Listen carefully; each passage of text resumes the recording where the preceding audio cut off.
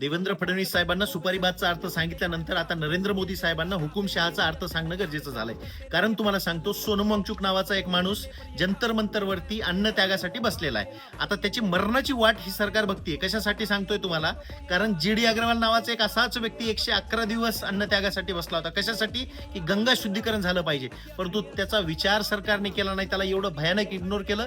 111व्या दिवशी त्याने स्वतःचे प्राण त्यागले, परंतु सरकारने लक्ष दिलं नाही.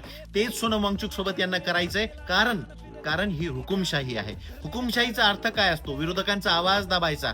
ही जे टेलिव्हिजन बातम्या आहेत यांना भ्रष्ट करून टाकायचं.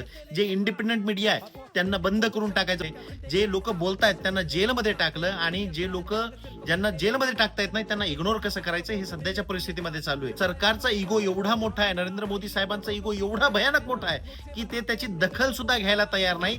त्यांना कम्युनिकेशन चॅनल सुद्धा ओपन करायला तयार नाही. कारण ही हुकुमशाही आहे. सोनम वांगचुक कोण आहे? हा व्यक्ती कोण आहे? या व्यक्तीने आपल्या देशासाठी आईस्तूपासारखे शोध लावले, सोलार टेंट सारखे शोध लावले. आपल्या जे देशाचे शिपाई आहेत काश्मीरमध्ये किंवा लेह लद्दाखमध्ये जेव्हा ते अपॉइंटेड असतात तिकडे, तर तिकडे बर्फाळ प्रदेशामध्ये थंडी वाजू नये म्हणून सोलार टेंटचे शोध लावले त्यांनी आणि आपल्या सैनिकांना दिले.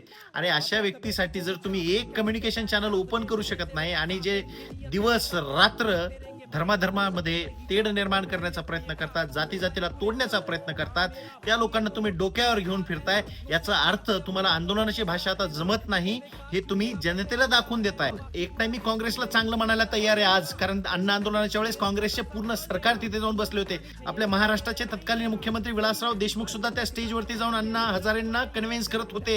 ही असती सत्ता. एक सरकार म्हणून काम काय असायला पाहिजे की आंदोलन चालू आहे तर कम्युनिकेशन चॅनल ओपन करा, कन्व्हर्सेशन करा की नेमकं मागण्या काय आहेत. बाबा तुम्ही राजीनामा देऊ शकत नाही, तुम्ही अमेंडमेंट काय करू शकता शिक्षणामध्ये, तुम्ही पेपर लीक कसं रोखू शकता याच्यावरती चर्चा करा. परंतु नाही, कारण ही सरकार बहिरी झाली आहे. एखादा दगड जरी असता तर ते ती परिस्थिती बघून फुटला असता, परंतु यांच्या हृदयाला बिलकुलही किंचितही फरक पडत नाही. हे मात्र हे लोक दाखवून देत आहेत. त्या लोकांना मेन्शन करा आणि तुमच्या मित्रांना हा व्हिडिओ शेअर करा, म्हणजे लोकांना कळेल की आपल्या देशामध्ये काय चालू आहे, काय परिस्थिती आहे.